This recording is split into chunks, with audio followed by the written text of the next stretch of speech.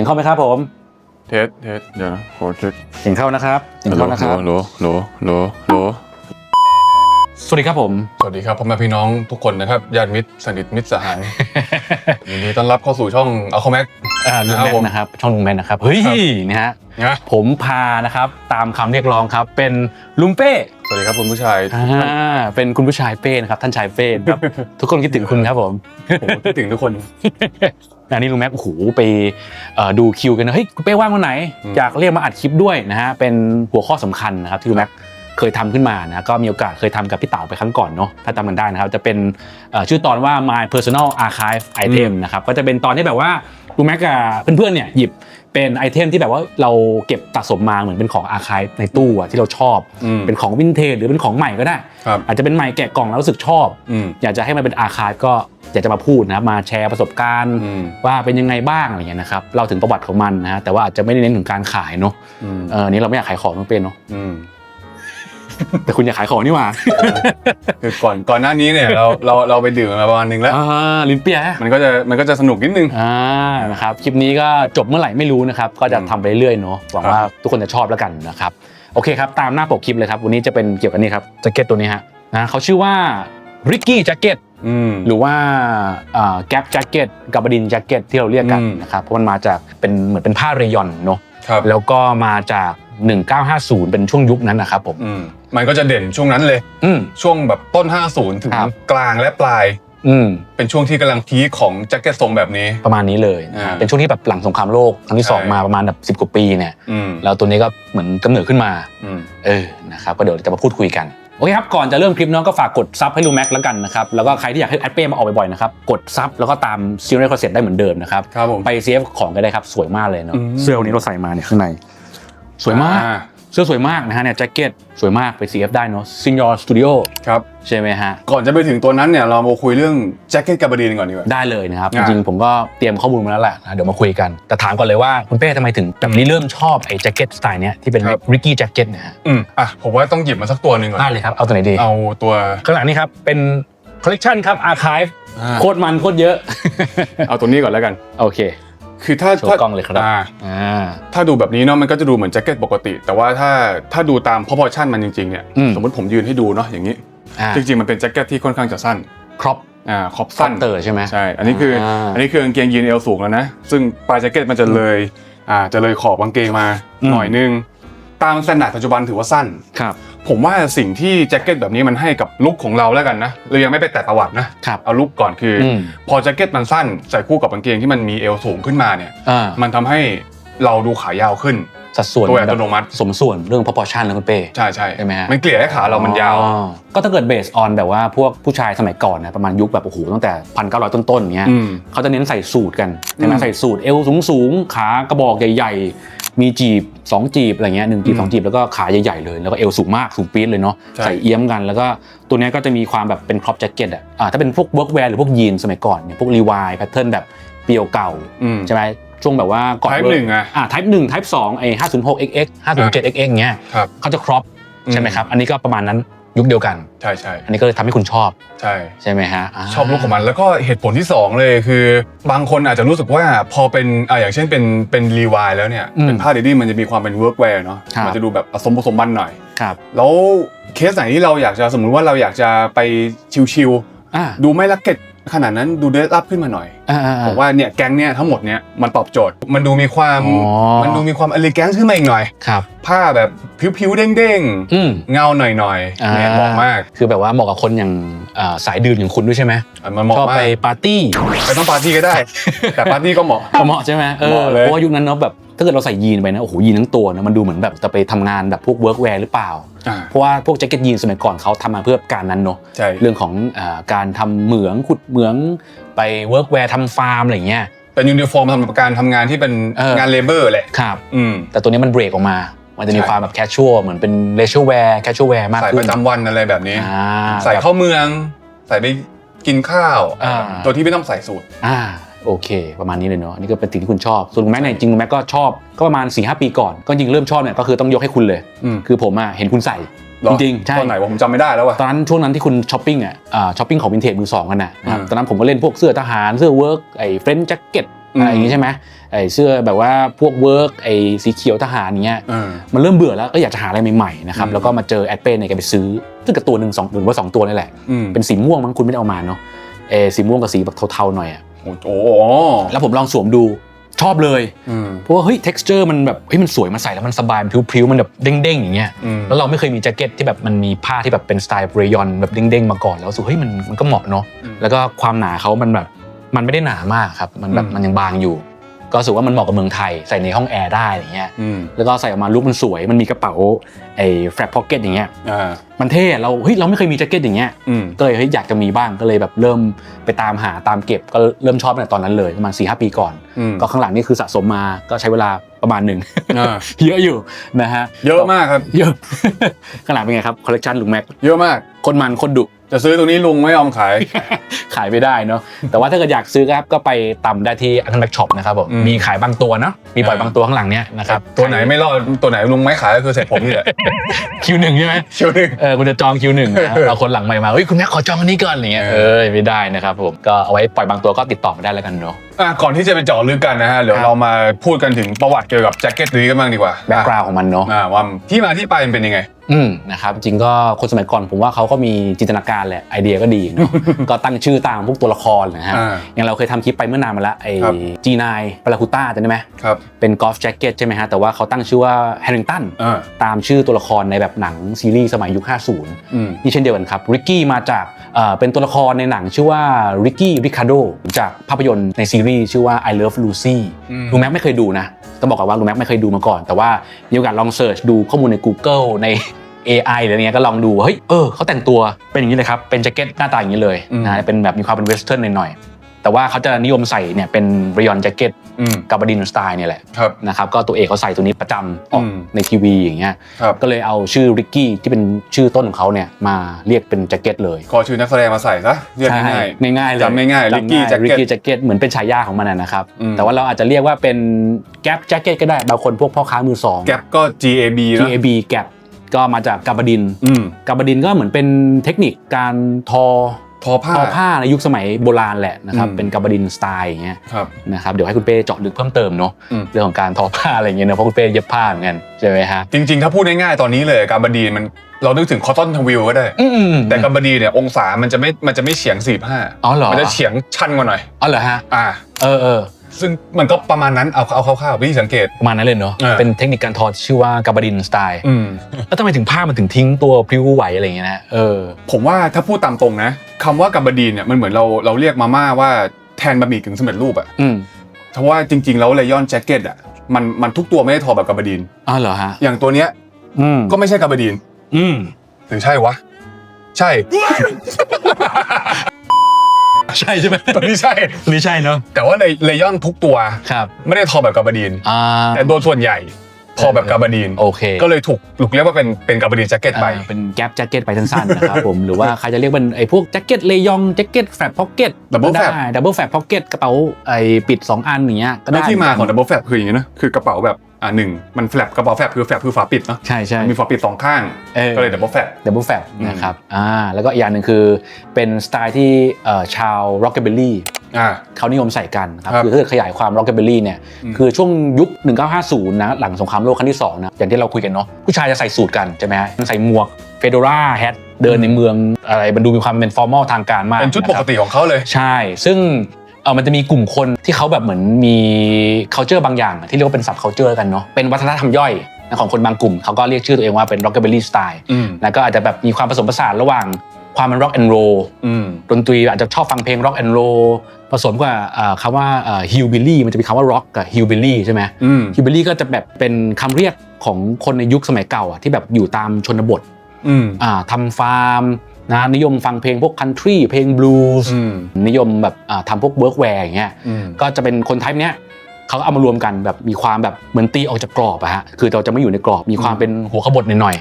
เราขบถช่วง50ใช่ช่วง50คือเราจะไม่อยากใส่เป็นสูทแหละเราอยากจะใส่อย่างเงี้ยเราอยากจะใส่เป็นแจ็คเก็ตยีนอย่างเราจะเห็นอย่างพวกแบบดารายุค50อย่างพวกแบบมารอนแบรนโดพอลนิวแมนใช่ไหมฮะเจมส์ดีนอย่างเงี้ยแกใส่เสื้อยืดสีขาวรัดแขนเตอร์กับกางเกงยีนส์ลีแรงเลอร์ลีวายกับบูทเอนจิเนียร์นะเจมส์ดีนเอาสีแดงมาใส่เลยแจ็คเก็ตโคตรแบบเดือดเลย ซึ่งสมัยก่อนไม่มีใครใส่กัน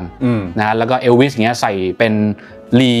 ไลเดอร์เวสเนอร์สีขาว100J สีขาว 100J กับเสื้ออันเนี้ยเป็นพวกเสื้อเรยองปกแหลมๆเนี่ยแหละ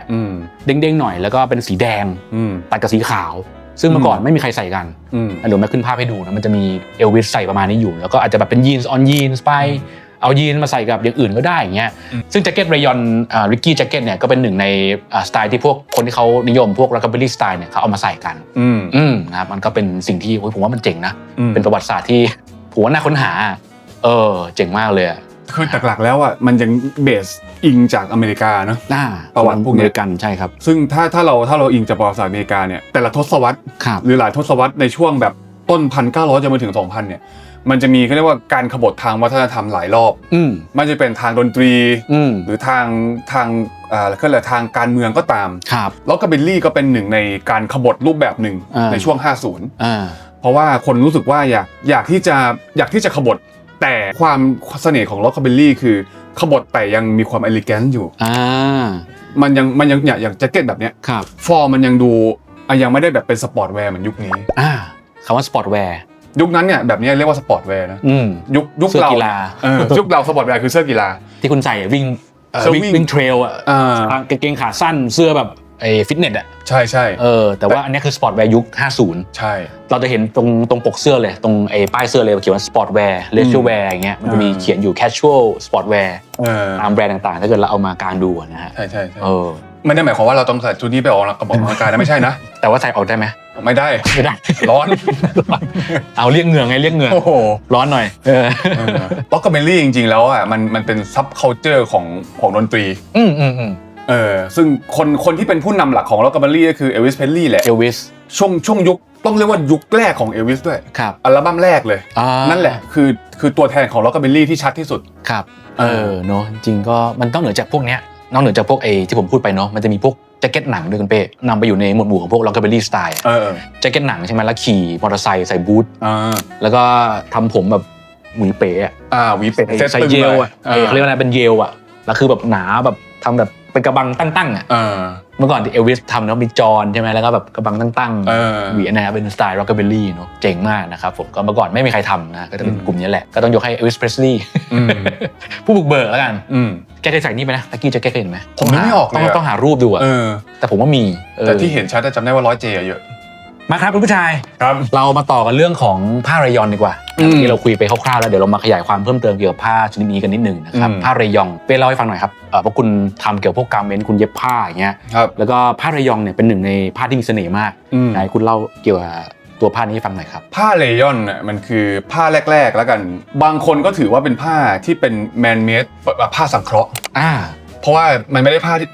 ที่เกิดตามธรรมชาติไม่เหมือนคอตตอนที่แบบเราไปเก็บดอกคอตตอนมาปั่นเป็นเส้นเนาะมาทอเป็นเส้นเรยอนโดยส่วนใหญ่เกิดจากการที่นักวิทยาศาสตร์เอาเปลือกไม้ที่เป็นเซลลูโลสมาผสมสารเคมีเสร็จปั๊บไอเซลลูโลสเนี่ยมันละลายแล้วก็เอาไปโปรเซสต่อแล้วสามารถทอเป็นเส้นใยได้มันก็เขาเรียกว่าเรยอนก็ถือว่าเป็นผ้ากึ่งสังเคราะห์แล้วกันมีธรรมชาติและผสมกับสารเคมีซึ่งในยุคเรยอนเนี่ยมันเกิดมาช่วงน่าจะถ้าผมจำไม่ผิดนะประมาณปลายปี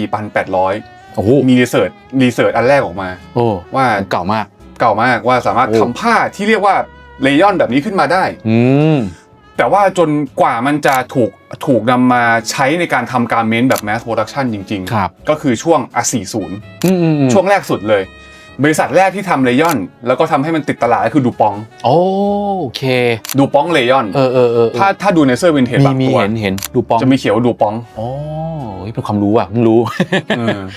เจ๋งเป็นความพยายามของมนุษยชาติแล้วกันที่ต้องการที่จะทำผ้าทางเลือกออกมาด้วยสาเหตุหนึ่งอย่างแรกก็คือถ้าเราพูดถึงผ้าธรรมชาติที่คล้ายเรยอนที่สุดลุงนึกถึงผ้าอะไรซิลค์ป่ะใช่มันคือผ้าไหมยุคก่อนเนี่ยผ้าไหมราคาแพงมากเพราะฉะนั้นก็เลยมีความพยายามที่จะทำอยากหาผ้าทางเลือกที่มันราคาถูกกว่าไหมแล้วให้คุณสมบัติคล้ายๆกันก็คือเด้งผิวและเงา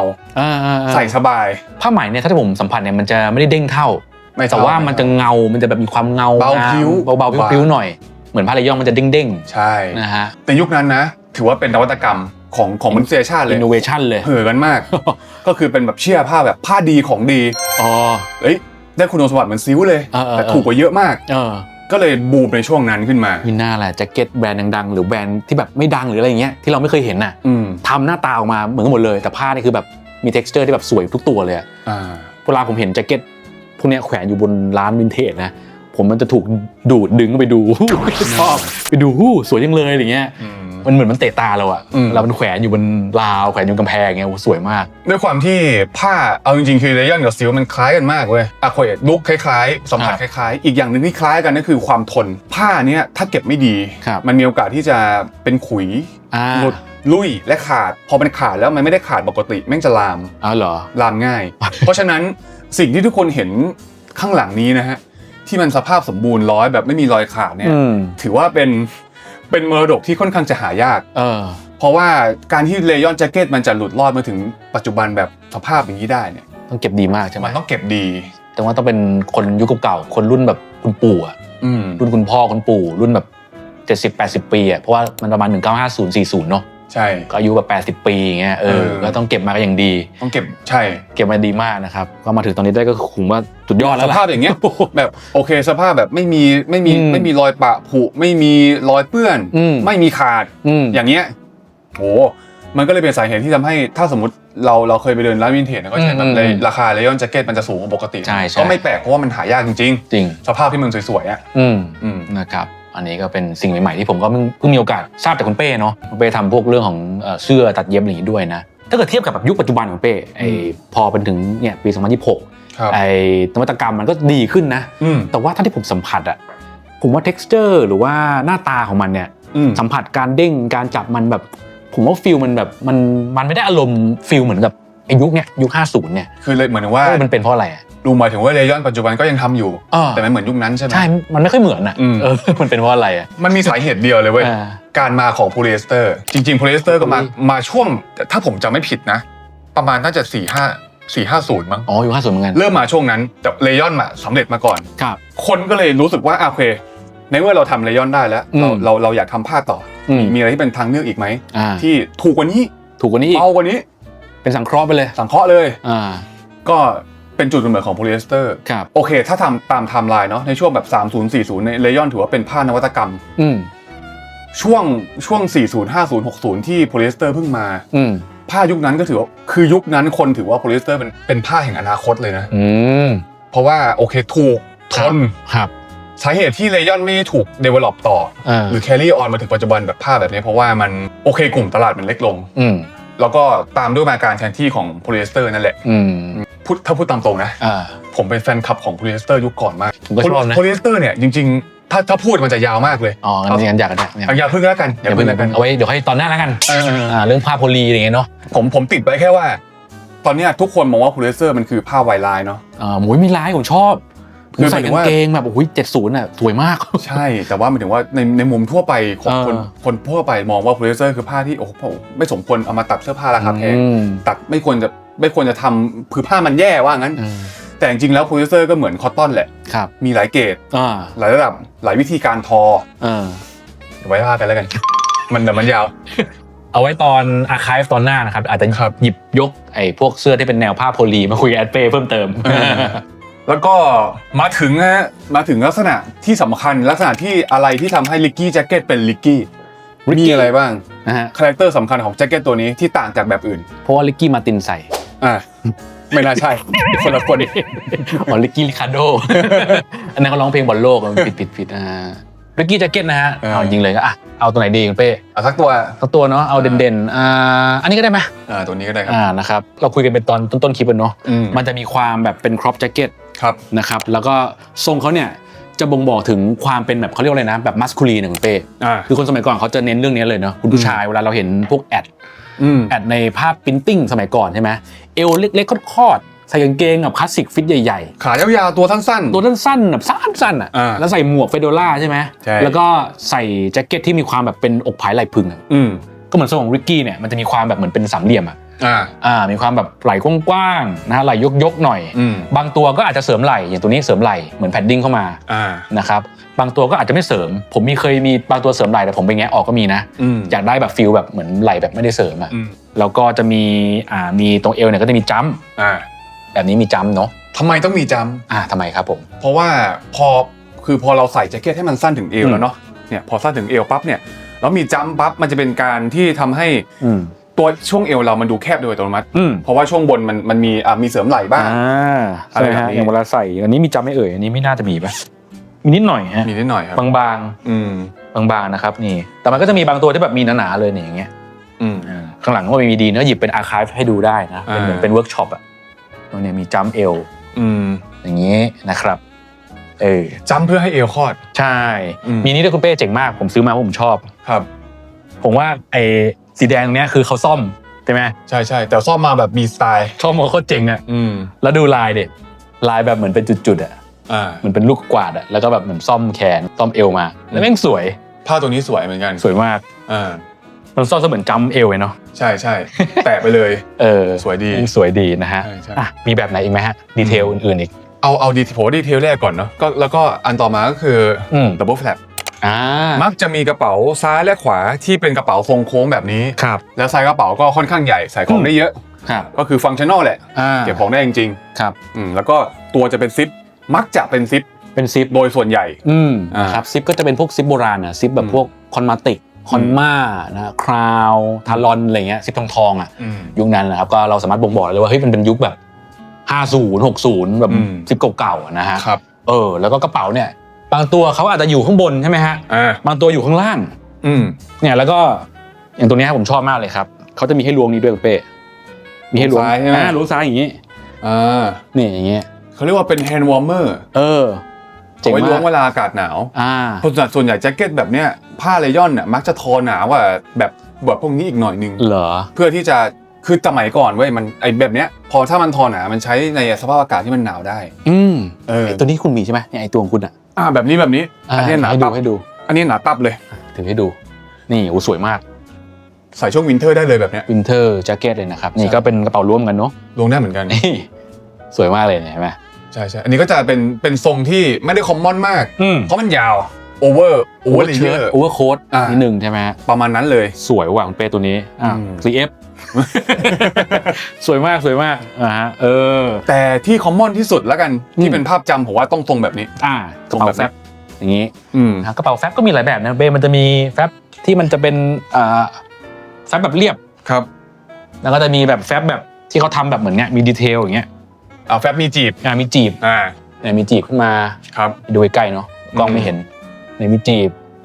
อันนี้จะเป็นแบบเรียบครับดูใกล้เนาะจีบมีหลายแบบนะเป้นะมันจะมีจีบมุดมันมีแบบจีบติดจีบไม่ติดอะไรเนี่ยจีบมุดให้ดูจีบไม่ติดก็เศร้านิดนึงเติมเหล้าหน่อยๆใช่ไหมนี่ฮะอันนี้จีบมุดๆหน่อยลวงให้ดูข้างในเนี่ยเนี่ยสวยแล้วมันเด้งสวยนี่แล้วก็ตัวเนี้ยอันเนี้ยจะเป็นจีบที่แบบคอนทราสต์มีคอนทราสต์กระเป๋าด้วยตัวเนี้ยผมคุยกับพ่อค้าวินเทจมานะฮะพี่เติ้ลดับเบิลทีมาแกเห็นตัวนี้แกบอกว่าเฮ้ยตัวนี้มันน่าจะลึกกว่า50นะมันเป็นกระดุม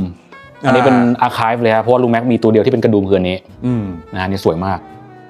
ไม่ค่อยมีนี่หายากมากแล้วเป็นแบบเป็นมุดด้วยเป็นจีบอย่างนี้ด้วยอันนี้คุณลุงเรียกว่าจีบมุดใช่ไหมผมเรียกว่ามุดไปมันจะมีคอนทราสต์ใช่ป่ะใช่โอเคซ่อนๆอย่างเงี้ย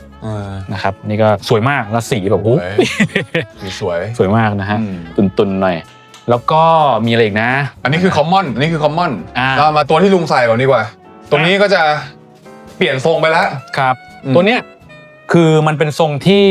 มาจากยุค50ก็ที่ผมแชร์ไปเนาะคุณตัวละครชื่อว่าลิกกี้ริคาร์โดนะครับตัวละครแกใส่หน้าตาอย่างนี้เลยมีความเป็นเวสเทิร์นครับเนาะมันเป็นเวสเทิร์นหน่อยเวสเทิร์นแจ็คเก็ตหน่อยนะมันจะไม่ใช่แฟบพ็อกเก็ตแต่ผ้าเนี่ยเหมือนกันบอกไม่ถูกว่ะมีความเป็นร็อกแอนด์โรลนิดๆดูอาจจะไม่สุภาพเท่ากับแบบแฟบพ็อกเก็ตนะผมฟีลเองนะรู้สึกเหมือนกันใช่ไหมเพราะว่าอีกชื่อหนึ่งของแจ็คเก็ตที่เป็นดับเบิลแฟลปนะแบบเนี้ยบางคนจะเรียกว่าไอเซนฮาวแจ็คเก็ตอ๋อเหรอเพราะว่าถ้าจำไม่ผิดนะถ้าผิดขออภัยนะขออภัยคนแรกที่ใส่แจ็คเก็ตทรงเนี้ยคือไอเซนฮาวในช่วงสงครามโลกเขาตัดเป็นผ้าวูเป็นแจ็คเก็ตทหารเลยโอเค แล้วก็จะเป็นแฟลป ทหาร พ็อกเก็ตแบบนี้เลย ครับ จำแบบนี้เลย ผ้าเป็นวูสีเขียว แล้วผมคิดว่าน่าจะเป็นที่มาของดับเบิลแฟลปที่เป็นเวอร์ชันเลยอนมาจากแจ็คเก็ตทหารก็มาก่อน อีกแล้วนะทหารอีกแล้วเนาะ ใช่ ส่วนใหญ่มาจากทหารหมดเลยนะถ้าเราเห็นน่ะ ส่วนใหญ่ก็ใช่ เหมือนเป็นเบสแบบฟันดัมเมนทัลเลยอ่ะเพราะ development การพัฒนาการอะไรหลายๆอย่างมันเกิดช่วงสงครามไงครับ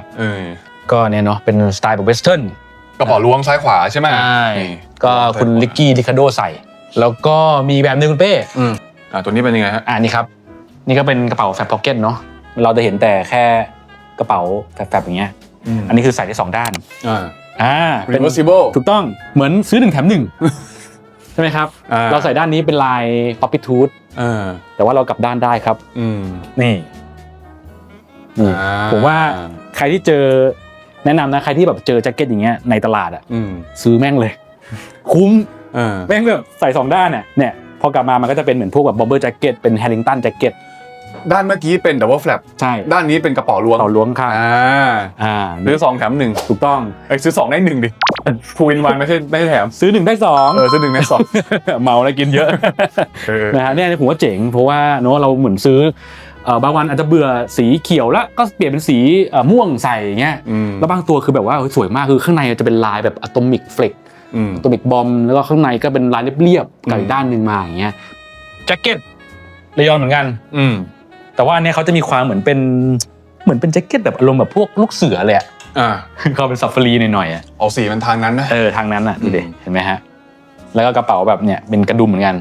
นะครับแต่มันเหมือนเป็นเสื้อเชิ้ตมากกว่าเท่าที่ผมฟีลลิ่งนะมันจะบางๆเหมือนเป็นเสื้อเชิ้ตผมว่าด้วยปกเนี่ยผมว่าน่าจะยุคประมาณแบบ60-70ป่ะปกทิ่มๆแหลมๆเนี่ยไม่แน่ใจเรื่องปีนะแต่ว่าสวยเหมือนกันอันนี้ก็เป็นอีกหนึ่งอาร์ไคฟ์ที่มีเนาะนะครับเป็นเชิ้ตแล้วก็ข้างหลังเป็นเอลจัมเช่นเดียวกันประมาณนี้ครับแล้วก็อีกตัวหนึ่งอีกแบบหนึ่งอันนี้ก็เจ๋งทูโทนนะอันนี้เป็นทูโทนที่พิเศษด้วยเพราะว่าเป็นการสลับผ้าระหว่างผ้าที่เป็นเลยอนแบบฮาวทูธกับผ้าแบบนี้ซึ่งไม่แน่ใจว่าผ้าอะไรเหมือนกันหรือเป็นผ้าแบบคล้ายๆเวลเวทอ่ะ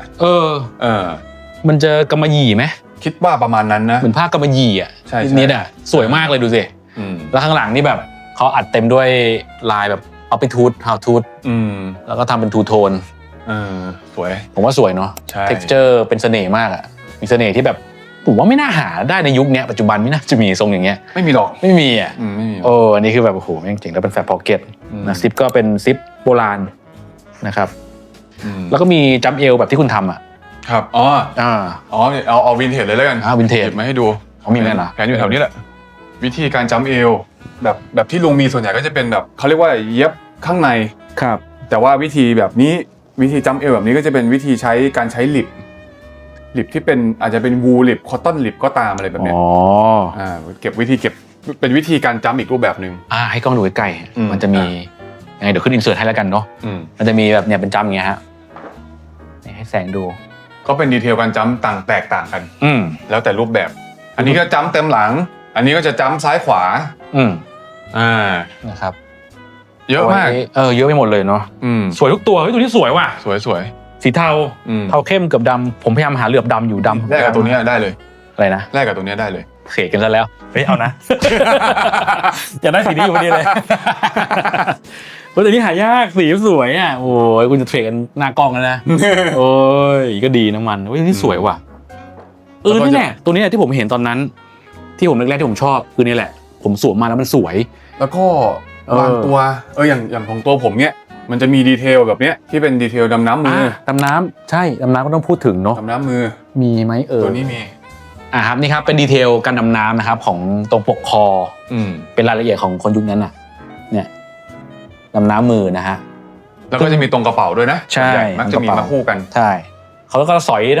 ข้างล่างเนี่ยสอยมือนะแฮนด์เมดสวยมากเลยเนี่ยก็มีใช่นะฮะตัวที่มีงานมือบางตัวก็ไม่มีไม่แปลกแล้วแต่บริษัทที่จะทำเขาจะทำแม่สนุกว่ะมีของให้หยิบเยอะประมาณนั้นปกติเวลาถ่ายวิดีโอนะมีแค่ตัว2ตัวอันนี้ไม่เอามาเป็น10เลยนะลืมโอ้คลิปนี้ยาวด้วยเป้ยาวครับแต่หวังว่าคนจะชอบนะเพราะว่าพยายามใส่ข้อมูลเข้าไปนะครับโอเคครับมาคุยเรื่อง การสไตลิ่งดีกว่าเรื่องของการแต่งตัวเนาะเพราะเราก็พยายามจะแบบสื่อให้เห็นเป็นภาพไปเลยว่าเฮ้ยมันแต่งยังไงได้บ้างลิกกี้แจ็คเก็ตเลยอนทรงเอลครอปถ้าเป็นแบบแต่งยุคโบราณกับยุคแบบปัจจุบันที่เป็นโมเดิร์นอีล่าอย่างเงี้ยเป้มองว่าไงบ้างฮะผมเคยคุยกับพี่อาร์มอเมริกันเทสอาร์มกรกฎครับผมจะเถียงเรื่องนี้แกจำเถียงกันเราจำชอบเถียงคนอื่นคนนี้เถียงพี่อาร์มเคยคุยกันเรื่องนี้กับเคยถามพี่อาร์มว่าแกทำไมไม่ชอบแจ็คเก็ตแบบดับเบิลแฟลป50เหรอทำไมพี่อาร์มไม่ชอบวินเทจช่วงยุคนั้นเลยเพราะว่าไม่ค่อยเห็นแกใส่แกบอกว่าใส่แล้วมันดูเก่ามันดูเก่าซึ่งผมเห็นต่างกับแกผมรู้สึกว่าเสน่ห์ของ50เอาแบบแจ็คเก็ตลิกกี้แล้วก็แจ็คเก็ตกาบาดีนแล้วกันคือมันนอกจากที่มันจะเป็นแจ็คเก็ตที่เอาเคยเราชอบมันมีเสน่ห์มีคาแรคเตอร์ของตัวเองแล้วเนี่ยมันเป็นหนึ่งในยุคที่เขาเรียกว่าอะไรล่ะแสดงถึงการขบฏทางวัฒนธรรมผ่านดนตรีครับแล้วพอคนในวงการดนตรีหยิบนำเสื้อผ้าแบบนี้มาใส่มันเลยกลายเป็นสัญลักษณ์ของการที่สังคมต้องการเปลี่ยนแปลงอะไรบางอย่างครับผมไม่ได้มองแค่ว่ามันคือเสื้อผ้าเก่าๆตัวนึงอ่ะมันคือสัญลักษณ์แบบนั้นเหมือนช่วง70นะช่วงฮิปปี้ที่ขาแฟร์ขาม้าขาแฟร์ขาม้าแล้วก็ปกจะใหญ่มากแบบโอ้โหกว้างเลยยุคของคุณสมรักคุณพ่อผมอ่ะแกจะแบบแกจะเมาส์ถึงเรื่องปกแหลมของแกนะซึ่งความใหญ่ของปกแล้วก็การที่ขาม้ามันบานขนาดนั้นเนี่ยมันก็เป็นการที่แสดงให้สังคมรู้ว่าโอเคเราไม่ยอมเกรงขากระบอกตรงเลยเราต้องการให้มันบานเป็นกระดิ่งเลยเพื่อที่จะให้คนมองรู้ว่าโอเคเราไม่เป็นหนึ่งในนอมของสังคมลิกกี้ในยุคนั้นก็คือหนึ่งในแบบนั้นแหละมันคือ movement แบบนั้นคล้ายกับยุค70ที่เขาเบรกนะมาเป็นขาม้ากว้างๆแต่แค่มันเป็นยุค50นั่นเองใช่หลัง World War II อ่ะใช่นะครับเพราะว่าคนมันก็คงแบบผมว่าเครียดแหละมันก็โอ้โหชั้นสงครามจบมาทำไมต้องมาแบบโอ้โหต้องมาแต่งตัวใส่สูทผูกไทใส่หมวกเดินอยู่ในเมืองใช่ไหมฮะมันก็เครียดแล้วผู้ชายก็แบบเหมือนแต่งตัวคล้ายกันหมดเลยสีก็โทนเดียวกันอย่างเงี้ยผมว่าไอ้พวกนี้เป็นหนึ่งในมันเป็นไอเทมที่คุณเป้พูดไปเนาะให้เราเล่ากันนะเป็นเรื่องของความแบบเป็นรีเบลกบฏ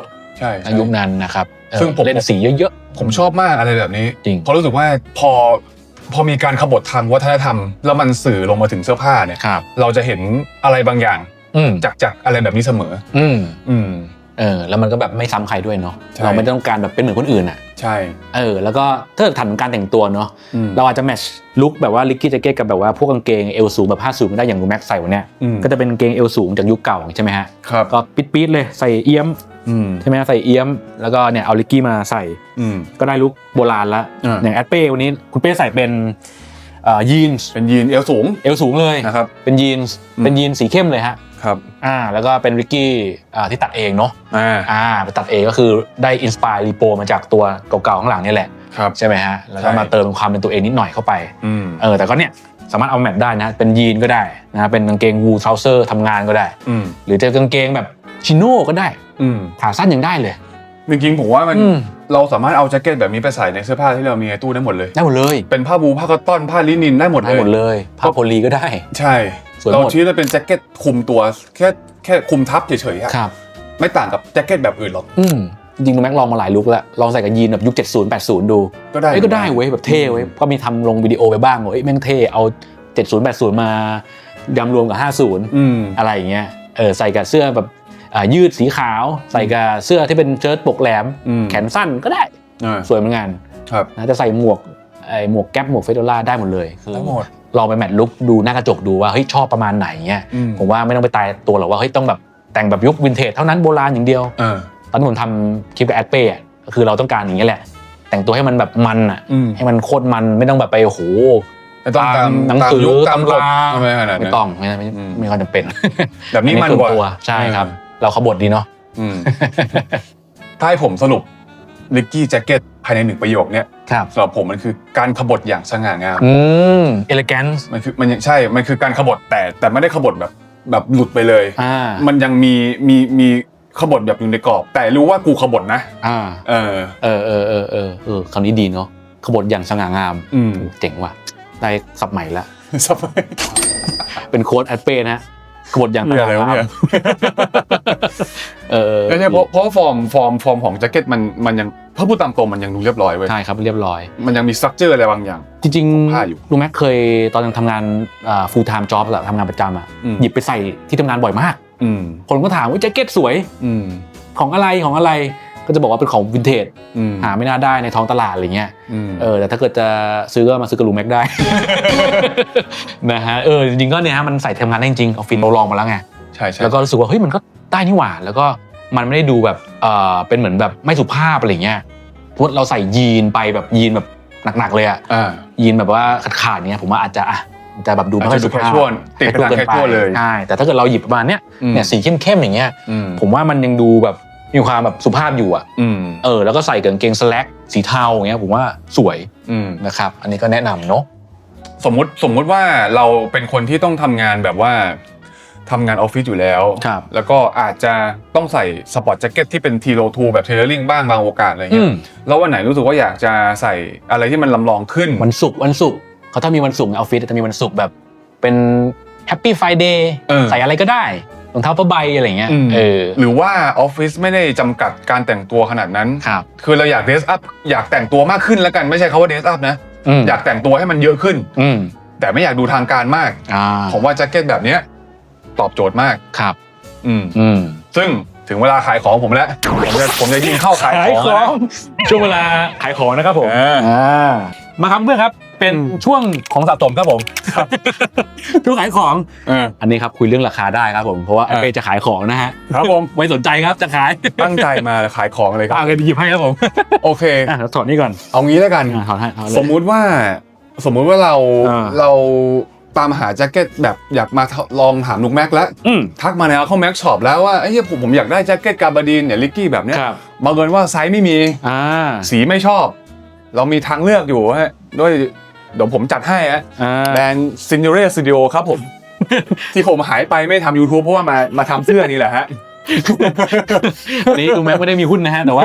อยากช่วยขายครับยังสวยลุงแม็กครับเป็นนายทุนรายใหญ่ใช่ไหมใช่วันนั้นตอนนี้แกออกร้อนจะมาครับบอกเป้จัดมา4ตัวลวดครับเดี๋ยวโอนเลยอะไรเงี้ยก็ตัดมาเลย4ตัวเนี่ย4ลายสวยครับเนี่ยใส่มาด้วยวันนี้ตัวที่ลุงแม็กใส่อยู่ก็จะเป็นเชิ้ตนะไม่ใช่แจ็คเก็ตเป็นเชิ้ตผ้าเลยอนนี่แหละครับมีหลายสีมีสีออฟไวท์สีน้ำตาลอันนี้ทูโทนก็จะเอาสเปเชียลนิดนึงสเปเชียลแล้วก็ตัวที่ผมใส่เป็นสีดำแล้วก็จริงๆเนี่ยต้องบอกว่าสีดำเนี่ยเป็นสีที่คนตามหาเยอะมากเพราะว่าถ้าเป็นวินเทจแพงมากราคาแบบพุ่งเหมือนแล้วหายากจริงคือลุงแม็กพยายามหาเป็นซังเชิ้ตแล้วก็เป็นเสื้อแบบแจ็คเก็ตไอ้ริกกี้เนี่ยหาไม่มีเลยหายากจริงถ้าเกิดเจอคือราคามันจะทะลุเพดานจับยากอยู่เหมือนกันแล้วก็แอดเป้ทำออกมาคือแบบรีโปรมาสวยมากแล้วก็เอาแมทลุคได้โอ้โหยกนิ้วเลยสวยครับเนี่ยใส่อยู่ให้ดูดีเทลนิดนึงก็ได้ดีเทลเรียกว่าวินเทจมียังไงผมซัดไปอย่างนั้นเลยคือเราไม่ได้ก๊อปวินเทจมาหมดนะผมจะคาแรคเตอร์ของผมเนี่ยที่ผมชอบคือผมจะเอาคาแรคเตอร์70ผสม50มีความเป็นปกกว้าง70แหลมๆหน่อยแหลมๆทิ่มๆเลยพีคหน่อยเนี่ยใช่ใช่ไหมแล้วก็ดำน้ำมือใส่ลงไปเลยดำน้ำดำปกดำกระเป๋าอะไรแบบนี้ดำน้ำนี่คุณเป้ต้องใช้เครื่องช่วยหายใจด้วยไหมออกซิเจนอะไรเงี้ยอันนี้ก็ขึ้นอยู่ว่าดำลึกขนาดไหนถ้าดำลึกไปหาไททานิคก็จะต้องแบบลำบากนิดนึงโอเคหลุดแล้วฮะลุงแม็กไปแล้วโอเคก็แบบนี้แหละครับแล้วก็กระเป๋าผมชอบกระเป๋าแบบมีจีบจีบซ่อนในโอเคพวกการดีไซน์แบบองศาปกว่าทิ่มขนาดไหนใหญ่ขนาดไหนหรือว่ากระเป๋าอกโค้งยังไงแบบกระเป๋าแฟบโค้งแบบไหนเนี่ยอันนี้คือลองผิดลองถูกมาเยอะมากจนรู้สึกว่าโอเคประมาณนี้แหละกำลังสวยโอเคสำหรับคนที่รู้สึกว่าโอเคตามหาไซส์วินเทจไม่ได้ทักหาโคแม็กแล้วไม่มีไซส์มาโดนตัวนี้ได้ฮะ3790ครับผม3790ครับใช่ราคาดีมากนะครับเพราะถ้าเป็นวินเทจก็ราคาจะมากกว่านั้นใช่ราคาจะสูงกว่านั้นแต่อันนี้ก็เป็นงานรีโปเนาะครับแต่ผมว่าจริงๆใส่รีโปก็สวยจริงๆแมทลุคอะไรได้ง่ายมากแล้วเราเก็บครบ4สีผมว่าแม่งก็สวยนะครับแล้วก็กำลังจะออกก็คือแจ็คเก็ตตัวที่ผมใส่นี่แหละโอ้โหขายของรัวๆขายของรัวๆเลยวันนี้สวยอันนี้ก็ New Collection ใช่ป่ะใช่กำลังจะมาเป็นลิกกี้แจ็คเก็ตเลยลิกกี้เล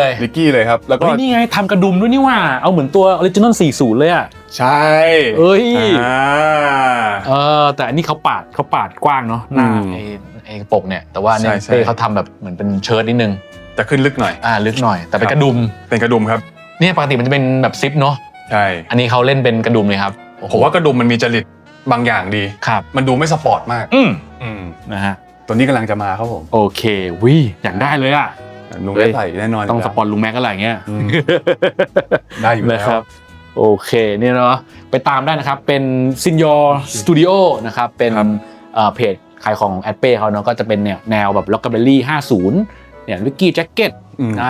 Rayon Fat Pocket Shirt แล้วคุณเป้ใช้วัสดุเป็นวัสดุจากพวกผ้าญี่ปุ่นนี่ไหมอันนี้เป็นผ้าRayonญี่ปุ่นใช่ไหมRayonเหมือนกันใช่นะครับแม็กลองเอาไปซักอะไรมาผมว่า texture มันดีนะแล้วก็ยับแป๊บนึงแล้วก็เวลาไปรีดอ่ะผมว่ามันก็รีดง่ายนะมันรีดง่ายผมพรมน้ำรีดนิดนึงก็เฮ้ยเรียบแล้วว่ะแล้วก็เด้งๆเนี่ยผ้ามันฟิลมันเด้งๆแล้วคุณเป้เขาเหมือนปรับให้ไอความโค้งเว้ามันลึกๆหน่อยมันก็สวยดีใช่ตรงเนี้ยตรงช่วงข้างบนเนี่ยใช่ปกติตำแหน่งกระดุมเม็ดเนี้ยมันจะอยู่สูงกว่านี้หน่อยผมให้ตั้งใจให้มันต่ำลงแล้วก็เวลาเราไม่ติดกระดุมแบบเนี้ยมันจะเปิดมันจะโลมาถึงแถวๆนี้เลยโลลึกหน่อยเซ็กซี่นิดนึงเซ็กซี่แซ่บๆหน่อยนะนะฮะนี่ตามได้นะครับผม Senior Studio นะครับครับผมมาครับเผื่อมีคนสนใจ